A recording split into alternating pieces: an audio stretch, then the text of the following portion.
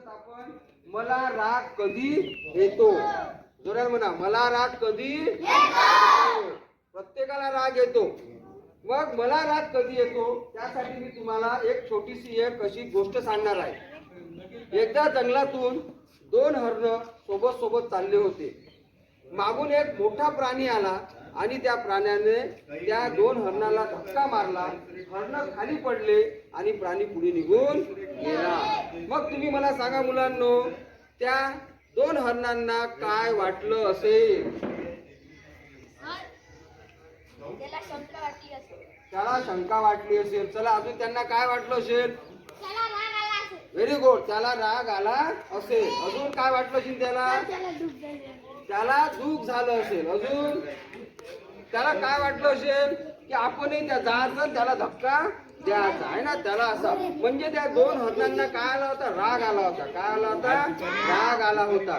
मग समजा तुम्ही रस्त्याने चालले आणि तुम्हाला कोणीतरी धक्का दिला तर तुम्हाला काय वाटेल? तन्वी, तुम्हाला काय वाटेल? समजा रस्त्याने चालले आणि कोणी तुम्हाला धक्का दिला, तुला काय वाटेल? वाईट वाटेल. काय वाटेल? राग येईल. Very good. अजून काय वाटेल?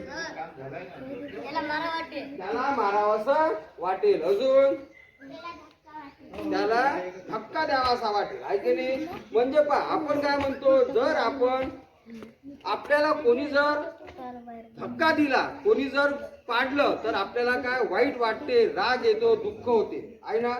समजा आपण दुसऱ्याला जर समजा धक्का दिला, दुसऱ्याला जर आपण वाईट वाईट बोललो, त्याला सुद्धा काय होते?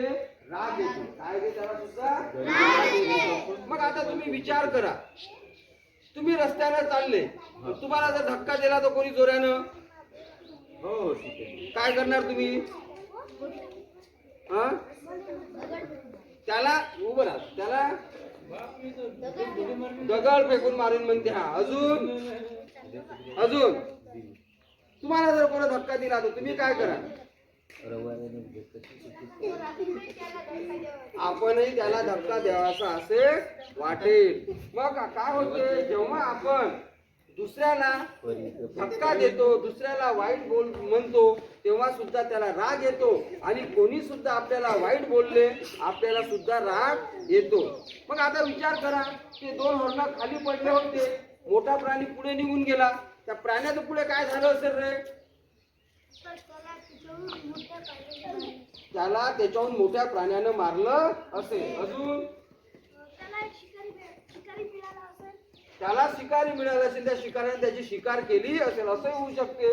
मग आता आपण उदाहरण समजू, तुमच्या शाळेमध्ये एखादी नवीन पोरगीची ऍडमिशन झाली आणि ती आल्याबरोबर शांत शांत वर्गामध्ये बसलेली आहे, मैदानात खेळून नाही राहिली. असं का झालं असेल रे?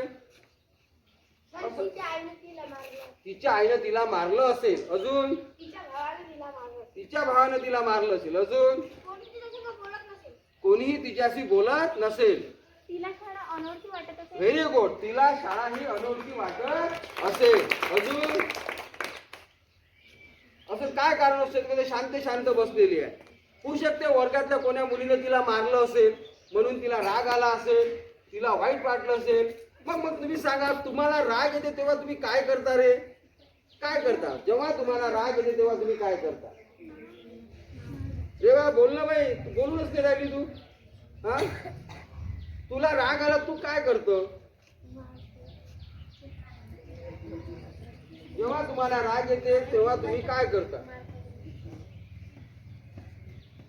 तुला राग आला तर काय करतो तू? हा, व्हेरी गुड. काय? त्यालाच मारावं असं वाटते. अजून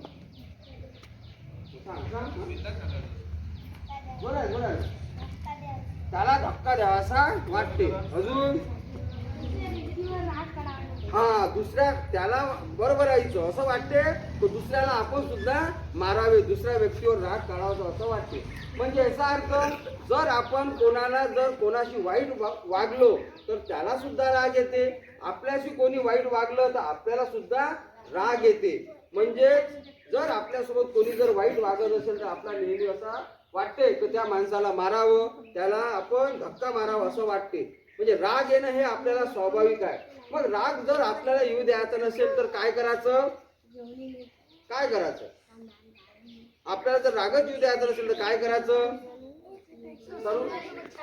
सर्वांसोबत चांगलं वागायचं, वाईट वागायचं नाही. अजून